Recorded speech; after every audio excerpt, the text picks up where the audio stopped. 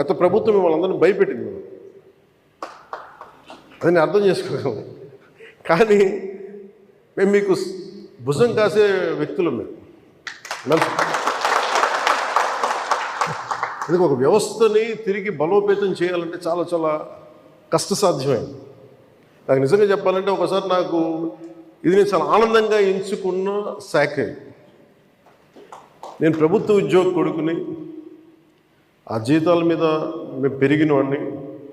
మా నాన్న జీతాలు రాకపోతే మమ్మల్ని స్కూల్ బయటికి పంపించి మళ్ళీ జీతాలు వచ్చిన తర్వాత మళ్ళీ స్కూల్లోకి అలౌ చేసినాయి, అవి కూడా ఉన్నాయి నా సంఘటన.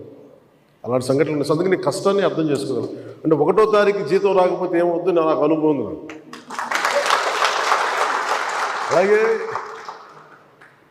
ఆఖరి వారంలో డబ్బులు అయిపోతే కూడా ఆ పరిస్థితి కూడా నాకు తెలుసు.